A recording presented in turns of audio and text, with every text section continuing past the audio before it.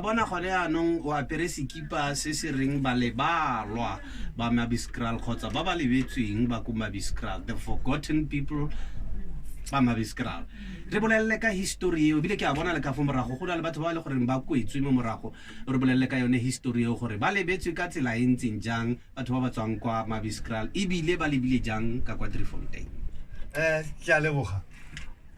Ke ne ke re batho ba bidiwa gote ke the forgotten people go ya ka buka ya monna mongwe wa researchera ba re ke Salim Batho.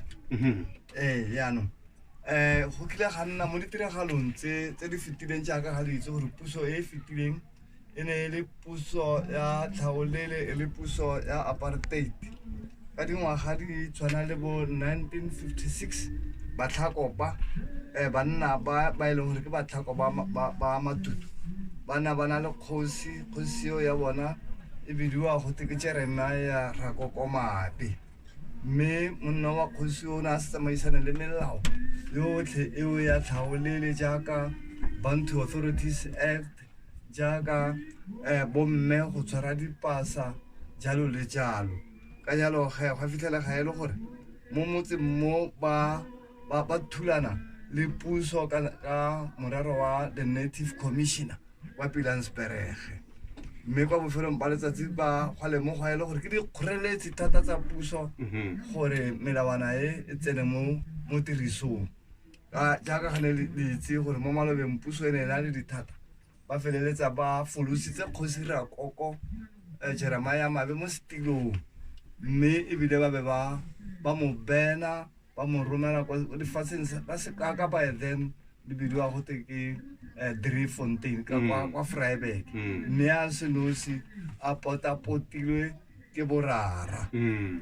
Yaanong jaaka ga le re bona mo tsatsing la gompieno re tlile ka kwano mo motseng wa Bona Bona e le tota ga re ne re tlile fa Driefontein re le bana ba bana masaledi a banna bagolo ba kileng batla mo gona mo Driefontein ka nako ya bo 1956. Mme moletlo o tshwaretse fa Bona Bona go keteka yona tsa kgwedi eo ya batho bantsho ya karolo ya batho bantsho ba e tshamekileng. Banna bagolo ba setlhako ba tlileng fa ba batlhako ba bileng ba benishetswa fana bona ke Kgosi Rre Mokate Mabe ya ka ga ke tlhalositse. Balatedi ba gagwe kgotsa ba counselor ba gagwe ke Tom Lebeko, Abel Mabe, Tlholanyane Mabe Lefi, Mabe Ntwe, Moanekwena Seth, Mokoka Ras Thomas, Motshologaneng William, Ramokgadi Mfolwe le Rre George Mokate o ene ke ene ba e leng gore mo go bona ba botlhe ba o swetse gona ka kwano ka fa Driefontein. Mme gona masaledi a gagwe a isiwa kwa gae mo dingwageng tsa bo 1970. Ke raya gore kgangkgolo ke gore re tlile ka kwano gore re le bana ba bana go tla go keteka ebile gape go tla go bona fo borra rona ba neng ba beilwe fa teng. Yaanong ya ka ntse re bolelela history eo e le goreng e tswa ko morago. Bana ke ba mo pele ga rona le bagolo ke ba mo pele ga rona le go netefatsa jang gore history e feletseng tota ba bala ka yone ebile ba dula ba itse jaaka le wena o santse o itshwere o le mongwe wa bona. Jaaka ga ke tlhalositse go buka e ke reng e kwadilwe ke monna mongwe wa researchera gae monna o gona yaanong gae o kwa London ke Salim Batho.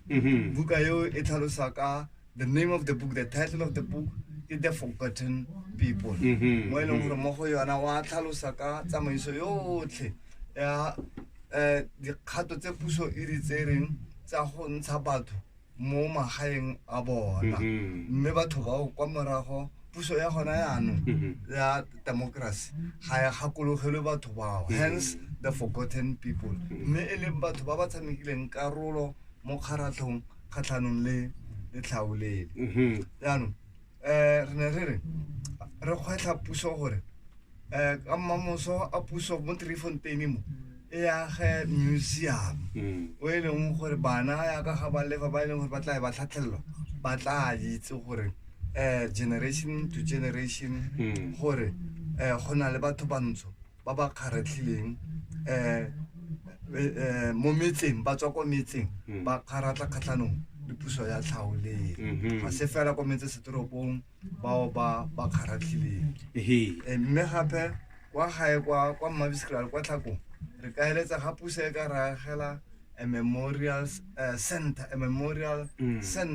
whereby the names of these people can be engraved on a wall for generation to generation ba kgona go bala ba itse ka banna ba golo ba